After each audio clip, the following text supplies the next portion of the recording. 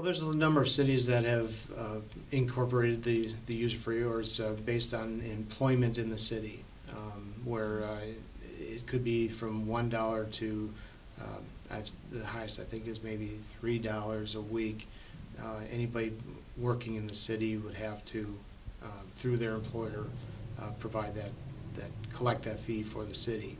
Like I said, a number of cities have done that, and specifically for projects like paving and police, fire safety, not fire safety, public safety. Those are situations throughout the state that people have already implemented. We have not taken that approach yet. It's something that council may want to look at, and we found that because of some past practices, we're running into a situation where we are looking for alternative revenues to increase our normal operating revenues, both through taxes and fees. And one of the solutions was requesting a 10% increase in the fire service fee.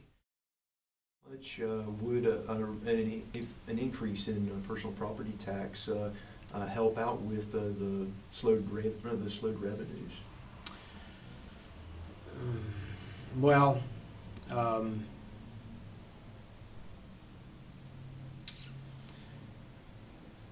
the state controls how much we can increase property taxes.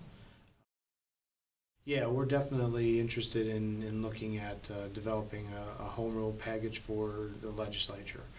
And a lot of those, how they structure the pilot program, you can't really do a lot of taxes or fees or things, but there's a lot of other issues, a lot of administrative issues that we may not have to spend as much money doing things so that we can save that money and have it for projects, have it for employees.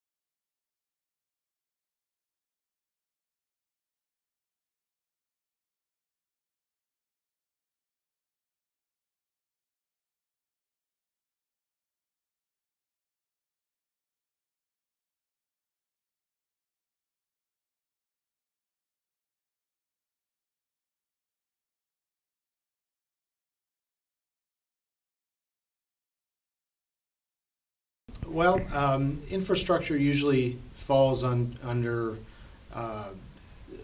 something we call capital escrow, but it's one-time monies that the city collects through a number of different revenue sources, and the main one being business and occupation taxes on construction. When a contractor builds a building, they get charged 2% of that project, and that's a tax that comes to us. And it's one-time monies. We can't expect it every year. We don't know how much is going to be received every year.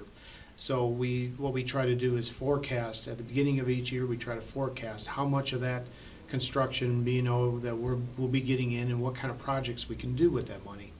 Now, this past year, we expected about $2.1 million coming in for projects, and a number of the projects were delayed. Let's say the hospital project and a couple of WVU projects, they were a little bit delayed, so we're seeing that we are not receiving that revenue stream as we expected this year. We're about,